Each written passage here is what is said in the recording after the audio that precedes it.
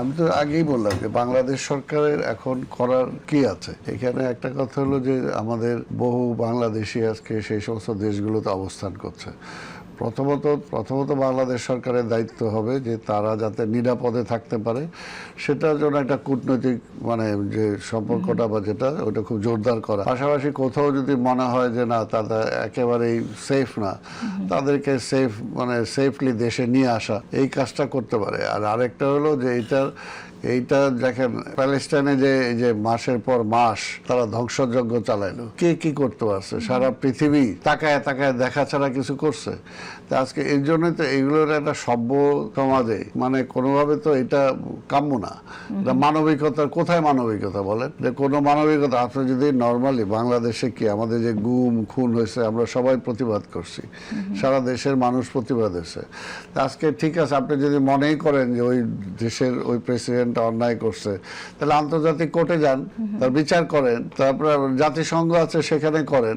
জাতিসংঘ তো এখানে অকার্যকর, তাই না? তো সেই জায়গায় আমাদের মতো দেশে এখন এখানে করার কতটুকু কি আছে বা সরকারের কতটুকু করার কি আছে, এটুকু তো আমাদের বুঝতে হবে। যেটা আমরা আমাদের আভ্যন্তরীণ আমাদের যাতে ক্ষতি না হয়, আমাদের দেশের নাগরিকদের যাতে ক্ষতি না হয়, সেই বিষয়ে আমরা বেশি জোর দিতে পারি। এটাই মনে হয় এটা সরকার খুব সাকসেসফুলি করছে। ওকে, আমি একটু ভিন্ন বিষয়ে আপনার কাছে শুনতে চাই। আপনি সম্প্রতি দায়িত্ব নিয়েছেন দক্ষিণ সিটি কর্পোরেশনের প্রশাসক হিসেবে। কি অবস্থায় পেলেন আসলে সিটি কর্পোরেশনের অবস্থা, যদি আমি একটু আপনার কাছে জানতে চাই? আসলে যেটা বললাম তো, যেহেতু সকল প্রতিষ্ঠানগুলো গত 17 বছরে একেবারে ধূলিসাৎ হয়ে গেছে, তার মধ্যে সিটি কর্পোরেশন হয় এবং তারপরে যে আবার এই যে 18 মাস যারা থাকলো, এরা এটাকে আরো একটা শেষ সীমায় নিয়ে পৌঁছায় দিয়ে আসছে। কোনো এমন অবস্থা হয়েছে যে সিটি কর্পোরেশন এখন চলার মতো যে অবস্থা দরকার সেটাই এই মুহূর্তে নাই। কারণ রেভিনিউ কালেকশনটা এমন একটা পর্যায়ে গেছে যে এখন যে রেভিনিউ দিয়ে তাদেরকে বেতন দেওয়া সেটাও একটা সম্ভব না, অন্য ফান্ড থেকে যদি আমি সেটাকে ট্রান্সফার না করি। আর আজকে তো যেটা মহানগরটা তো এমন একটা পর্যায়ে চলে গেছে যে বর্জ্যের একটা আস্তাগর মধ্যে পরিণত হয়েছে এটা। এবং আজকে মশার যে মনে করা যে উপদ্রব, এগুলো তো সব, যেহেতু সার্ভিসটা সেরকম ছিল না, জনগণের সার্ভিস ছিল না, কোনো জবাবদিহিতা ছিল না, কে কারে জবাব দেয়, এরকম একটা অবস্থায় মহানগরী ছিল। তো সেই অবস্থায় যখন মাননীয় প্রধানমন্ত্রী আমাকে দায়িত্ব দিয়েছেন, যেহেতু নির্বাচিত সরকার এখন প্রতিষ্ঠিত, কাজে নির্বাচিত সরকারকে তো জবাব দিতে হবে। যে আজকে যদি ঢাকা শহরে মশা মরল না কেন, এটা তো স্বাভাবিক হয়। যেমনি আজকে দেখলেন যে ইরানের ঘটনা হয়েছে, এখানে তারেক রহমানের কাছে জবাব, তার এটা তো ঢাকার মশা যদি না হয় তাহলে তো তারেক কদিন পর জবাব চাইবে। শুধু আমার মনে হয় যে সেটা বোধহয় ন্যায্যভাবেই চাইবে, সেটা যদি জানতে চাই সেটা ন্যায্যভাবেই চাইবে। এবং আমিও সেই প্রশ্নটা তুলতে চাই যে আপনি কি উদ্যোগ নেবেন এটার জন্য, যেটা ঢাকা সিটির মানুষ যেভাবে আসলে মশা পীড়িত হয়ে আছে, এটার জন্য যেটা আমি চাই, যেটা সেটা অবশ্যই নাগরিক সুযোগ সুবিধা তো আমাকে দিতেই হবে, তাই না? এই জন্য বললাম যে নাগরিকরা যে ট্যাক্স বসে আছে সেটাও যাতে তারা দেয়। কারণ এখন কি হচ্ছে যে আবর্জনা মুক্ত ঢাকা করার জন্য যে আমার যে সমস্ত ট্রাক আছে, সেই সমস্ত ট্রাকগুলো পর্যন্ত আজকে যে জায়গায় 2 ট্রাক লাগবে সে জায়গায় 1 ট্রাক দিয়ে আরেকটা ট্রাক চলাচল করতে পারছে না। অর্থাৎ এই জন্য বললাম যে আজকে নাগরিক এই সুযোগ সুবিধাগুলো নিশ্চিত করতে হলে আমি যেটা মনে করি যে 50% যেরকম সিটি কর্পোরেশন করবে, আবার 50% জনগণকেও তার দায়িত্বটা পালন করতে হবে।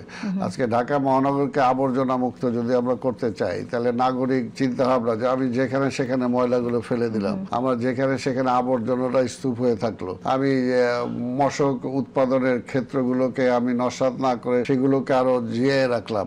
অর্থাৎ আমি যদি আমার দায়িত্বটা পালন করি, বাকিদের সিটি কর্পোরেশন করবে, জয়েন্টলি কিন্তু এই অবস্থাটা থেকে বের হয়ে আসতে হবে। অন্তর্বর্তী সরকারের সময়ে যিনি দায়িত্ব হলেন প্রশাসক হিসেবে, সরকার যাকে দায়িত্ব দিয়েছে, আপনার কাছে কি মনে হয় যে তার পারফরমেন্স কেমন ছিল? ভেতর থেকে আপনি কি দেখলেন? আমি তো যেটা দেখলাম, যে আমি তো ফান্ড দেখলাম যে তারা শুধু খরচই করছে, কোনো ইনকামের সোর্স, ইনকাম বাড়ানোর যেটা বা ইনকাম কালেক্ট করা যেটা, সেদিকে তাদের দৃষ্টি ছিল না, তারা শুধু খরচের দিকেই ছিল। এবং এইটা একটা মহা একটা বিপদের মধ্যে ফেলে গেছে। তারা তো পারতো, কারণ তাদের তো রাজনৈতিক কোনো প্রতিপক্ষ ছিল না বা তাদের জনপ্রিয়তারও কোনো ব্যাপার ছিল না। কাজে তারা যে সমস্ত ক্র্যাশ প্রোগ্রামগুলো করতে পারত, তারা যেরকম নগরীকে আজকে সবকিছু মুক্ত করার জন্য তারা যে স্টেপগুলো নিতে পারতো, যেটা একটা পলিটিক্যাল গভর্নমেন্টের পক্ষে অনেক সময় প্রবলেম হয়, তো যেটা নন পলিটিক্যাল গভর্নমেন্টের পক্ষে তো সেটা প্রবলেম হওয়ার কথা না, কিন্তু তারা সেটা উল্টা করছে। মনে হচ্ছে তাদের জনপ্রিয়তাটা হ্রাস পেয়ে যাবে, এই জন্য এই কাজগুলো করা যাবে না। এই অবস্থায় তো তারা এটাকে রেখে গেছে, তবে এটা তো আর এইভাবে চলতে পারে না। এটার জন্য এখন আমরা যেহেতু সামনে ঈদ, রমজান চলছে, এই অবস্থায় আমরা অনেক কিছু, এই ঈদ পর্যন্ত আমরা অনেক কিছু হয়তো অ্যাকসেপ্ট করতেছি।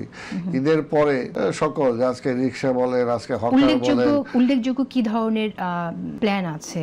উল্লেখযোগ্য প্ল্যান হলো অলরেডি মশকের ব্যাপারে আমরা 1 মাস ব্যাপী একটা ক্র্যাশ প্রোগ্রাম ঘোষণা করছি গতকাল থেকে, যে সেখানে আমরা যাতে প্রতিটি ওয়ার্ডে মশার নিধন, যে মশার উৎপত্তি স্থলগুলোকে করা। এখানে সবচেয়ে দেখানো হয়েছে কি, যে ঢাকা শহরে বিশেষ করে দক্ষিণে যে আন্ডারগ্রাউন্ড যে সমস্ত ড্রেনগুলো আছে, কাভার ড্রেন, এইগুলো পরিষ্কার হয় না দীর্ঘদিন যাবত, এবং এইখানে এটা পরিষ্কার করতে গেলে অনেক সময়ের দরকার, অনেক খরচের দরকার, কিন্তু তারপর সেগুলো করতে হবে। পাশাপাশি যে সমস্ত নিম্নাঞ্চলগুলো আছে, নিম্নাঞ্চল ছাড়াও ঢাকা শহরে একদম কাছাকাছি যে জায়গাগুলো আছে, এই জায়গাগুলো তো আজকে নদী পচে গেছে, আজকে খাল বিল যেগুলো শুধু গেছেই, সেগুলোর মধ্যে আপনি যতই দেন না কেন, এগুলো তো ওই মশার উৎপাদনের একটা মানে ইজের মতো জায়গা প্রস্তুত সেখানে।